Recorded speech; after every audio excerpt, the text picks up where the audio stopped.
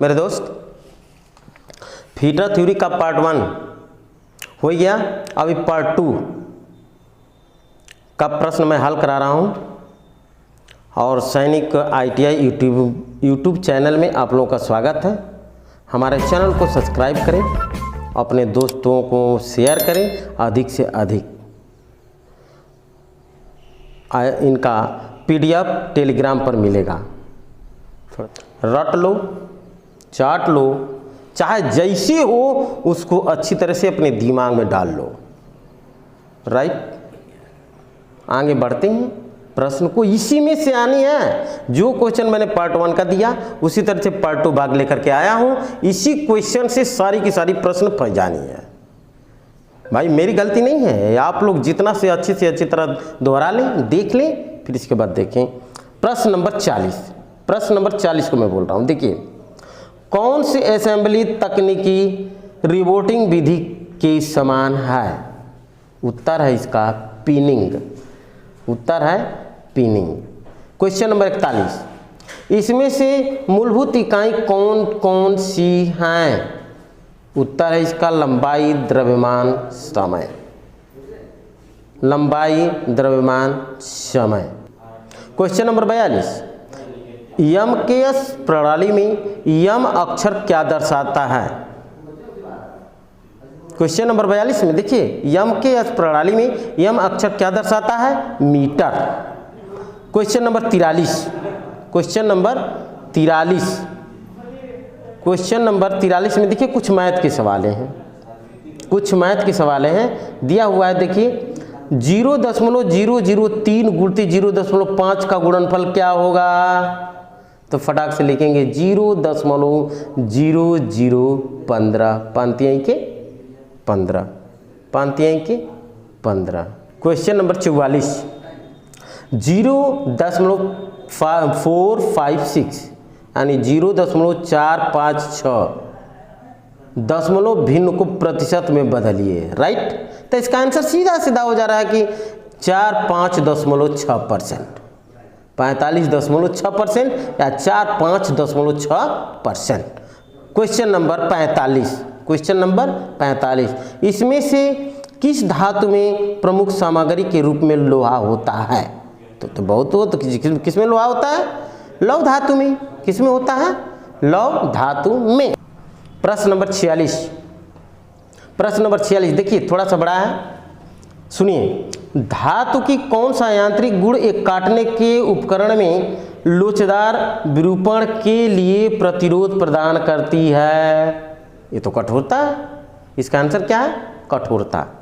प्रश्न नंबर 47, आगे बढ़ते हैं थोड़ा झटके से। देखिए 47 यानी 47, किस मिश्र इस्पात का उपयोग कीमती उपकरण बनाने के लिए किया जाता है? इंक्वायर इस्पात। इसका आंसर तो होता है इंक्वायर इस्पात।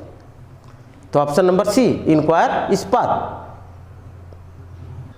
प्रश्न नंबर 48, किस पदार्थ के द्रव्यमान प्रति इकाई आयतन को क्या कहते हैं? ये तो घनत्व है। इसका आंसर घनत्व है। प्रश्न नंबर 49, जिस वस्तु में परिमाण का साइज होता है उसे क्या कहते हैं? अदिश राशि। क्या कहते हैं? अदिश राशि।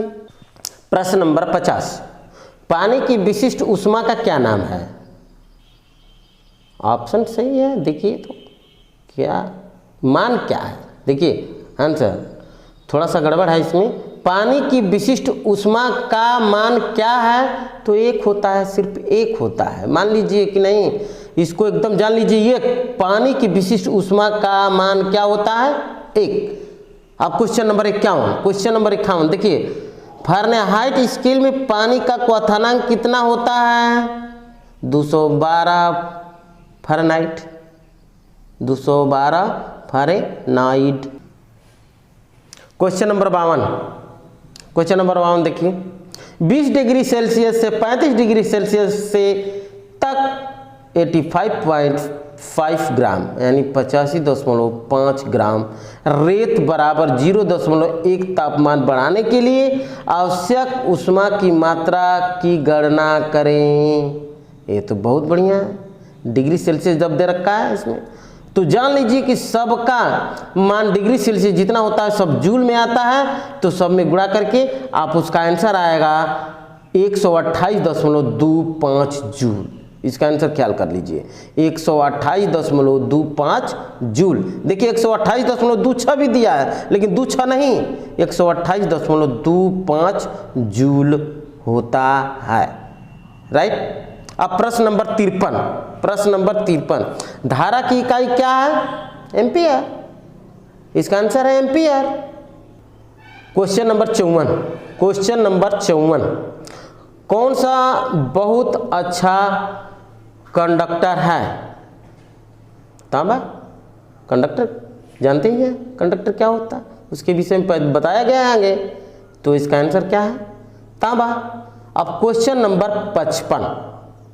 नंबर 55, देखिए, यदि एक इलेक्ट्रिक आयरन की रेटिंग 220 वोल्ट और 500 वोल्ट्स है तो उसका प्रतिरोध कितना होगा? ये तो बहुत बढ़िया है, इसका आंसर ही हो सकता है, होगा 100% 96.8 ओम।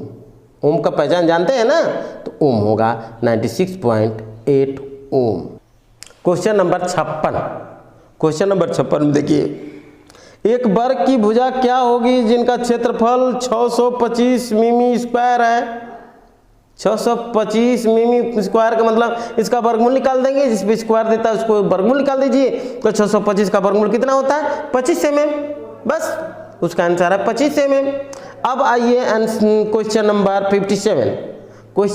57, उस विषमभुज त्रिकोण का परिमाप क्या होगा जिनकी भुजा की माप 40 मिमी, 20 मिमी व 28 मिमी है, सब में ऐड करके इसका आंसर हो जाएगा 88 mm।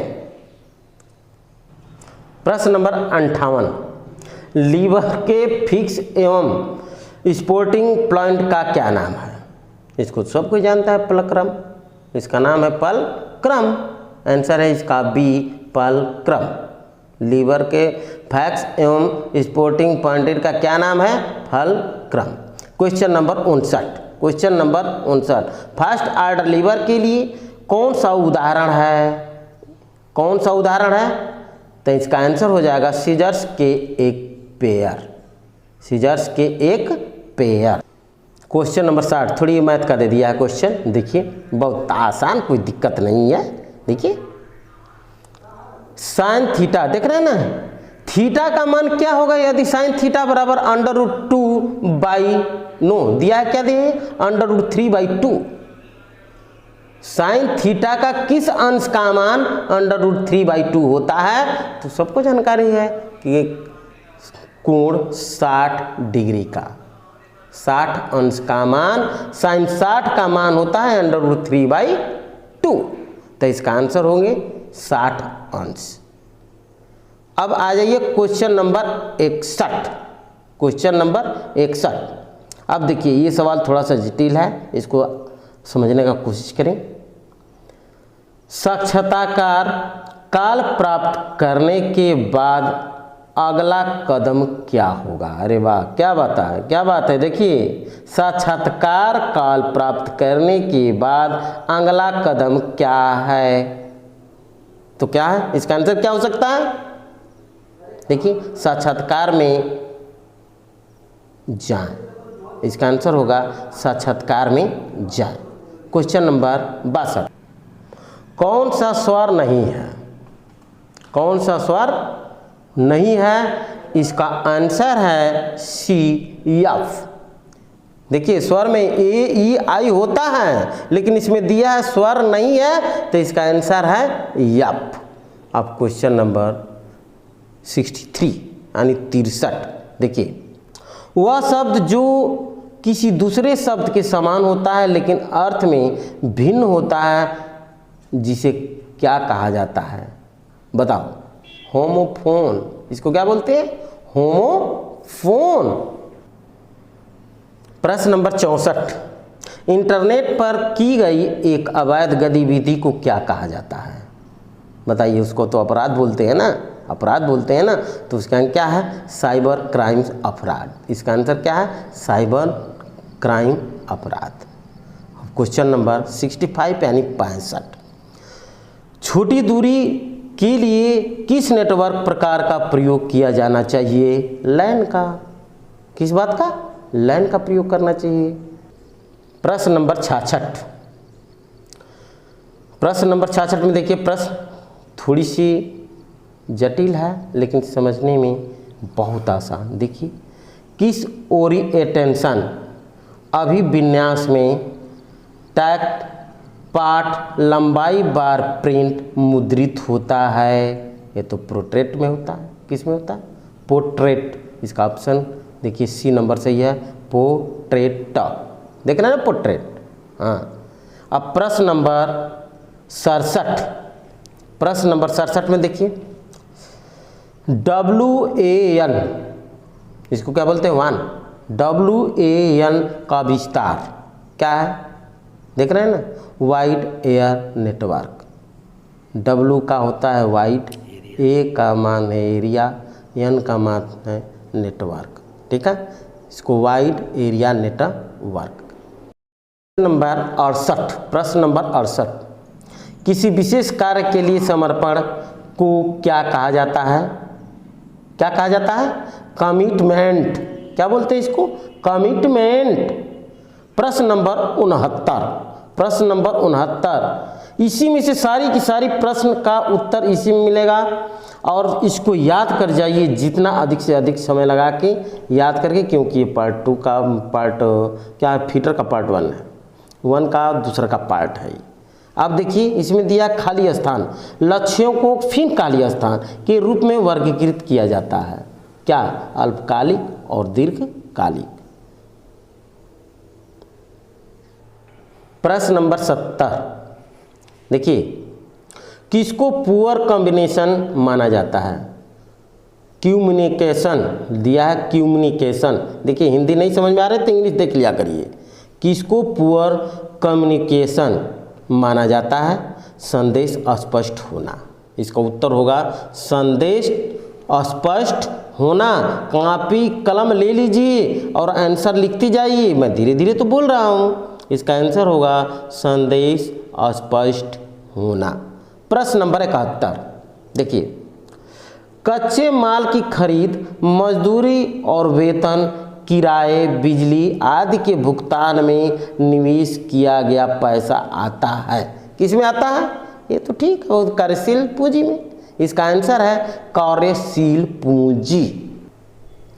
प्रश्न नंबर 72।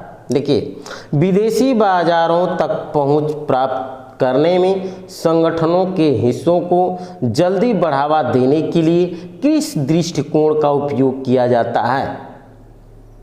इसका उत्तर है संयुक्त उद्यम।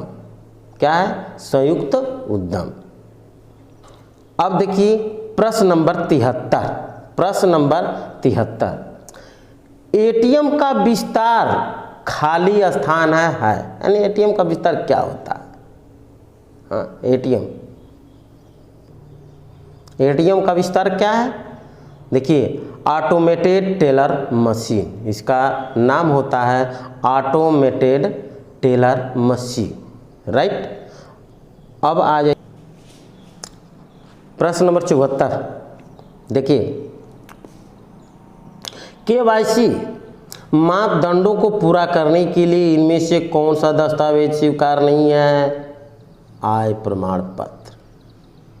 आय प्रमाण पत्र दस्तावेज स्वीकार नहीं है। इसका आंसर है आय प्रमाण पत्र। प्रश्न नंबर 75, किस डेसिबल पर ध्वनि खतरनाक ध्वनि प्रदूषण बन जाती है?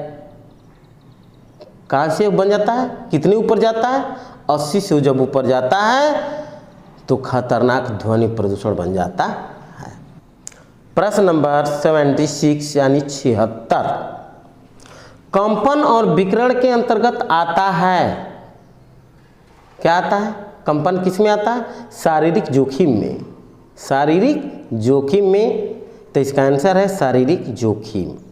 प्रश्न नंबर 77, फैक्ट्रीज एक्ट के तहत साप्ताहिक रूप में काम करने वाले कर्मचारी खाली स्थान से अधिक नहीं होने चाहिए। कितना?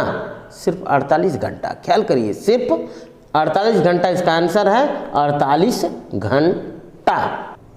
78 यानी 78। प्रश्न नंबर 78, निम्नलिखित में से कौन एक वायु प्रदूषक है?